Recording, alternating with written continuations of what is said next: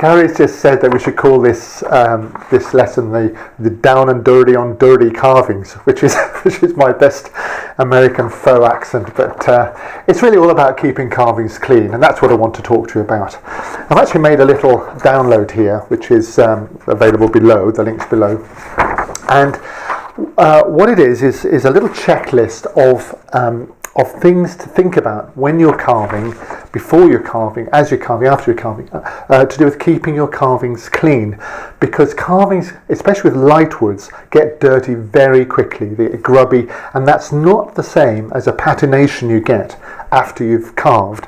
You finish the piece, and over the years people have been handling it. It's dirt which has arrived at the carving. So I want to now just go quickly through this checklist, and it's the sort of thing you can print out, stick by your bench, and you can check it off as you go along to make sure you're keeping everything as clean as possible. The first and probably the principal source of dirt on carvings comes from your carving tools. That's particularly when you're sharpening. So oil that you get onto the blade when you're sharpening, or when you are using a grinder or something like that, this stuff you wipe off, of course, but if you look at this rag, you can see where I've wiped it off. All this stuff is still around. It gets on your hands and it gets onto your carving. So one of the important things to do is to double wipe. In other words, you're wiping it with a rag to begin with at the source, but then before you actually carve, you give it a second wipe with a totally clean cloth, and that way you're sure this has got no grease. You can see also grease coming off from stropping. So as you strop, that's not nothing coming off. There is something left, a residue left on the blade. Again, gets on your hands. So what you need to do is keep these wiped, but also remember to wash your hands regularly and keep them dry. That's really important. Here's a second source of dirt. This is my carving brush. You've seen it on this site, all sorts of places where I use it to brush away chips from the carving. The thing is that most people will put that back, having brushed the carving, put it back on the bench like that. And of course it picks up dust, dirt, anything from the bench, and transfer that directly onto the wood. So you're really giving yourself more trouble. So make sure this is put down on the bench like so, that way up, and then also make sure you've got a nylon brush. This is nylon, and that means it's washable. So I wash this brush regularly and dry it before I use it. That way we keep the brush clean and the carvings are free from dirt that might be picked up from the brush itself. Another source, a very good source, is the bench itself. This bench, even though you think it might be clean, really isn't. And I just picked up this is the top of my sharpening stone box here. And you look at this. I haven't wiped that, and you can see this is stuff that's in the air. So lots of dust in the air, and it'll get on the bench, and then as you're carving, you'll rub that with your hand, and you'll pick that up and you'll transfer it onto the actual carving.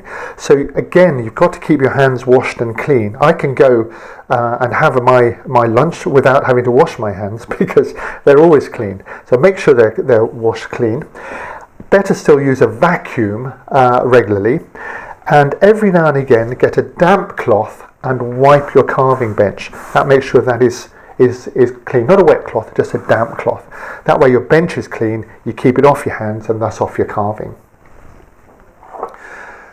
One of the great ways of stopping your carvings getting dirty is to use white gloves like these. This is a sort of thing that decorators use. I'm using white because often the colour will come off if you don't. You cut the fingers off, so it's the left-handed one here, so that I'm using this part to rest on the carving, and that way the sweat from your hands, that sweat, that moisture, doesn't go onto the carving. So carving gloves are a really great thing, especially towards the end when the carving is coming to a finish and you've got a finished surface. So carving gloves, I'll put a link to another video on it down below. I'll also say that here's carving gloves. These are old ones that have been used for a while, and you can see that in their own right they get dirty. So you have to wash these gloves, or after a while you need to replace them.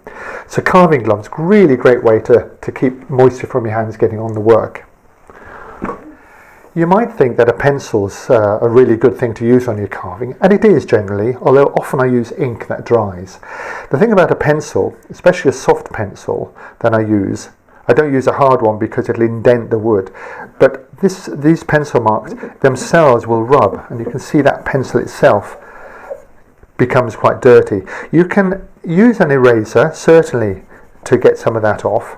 That will work, but better still is something like a rubbing alcohol. This is a surgical spirit, ethanol, or something like acetone, which is basically nail polish remover, and either of those will remove pencil dirt. And I'll just show you this because you can, let's take this top off here, because you can use acetone or the alcohol to get rid of dirt full stop. So you can wipe your carving, you can rub it over after it's got dirty with alcohol or acetone, and you remove a lot of dirt. So besides just using removing pencil, it's a good way if your carving has got dirty to wipe it over. The alcohol will not raise the grain in the wood because it's not water as such, and so that's a very useful tip. So you can buy these sort of things online in biggish bottles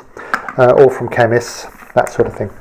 Anyway, there's a few things that you can do to keep your carvings clean.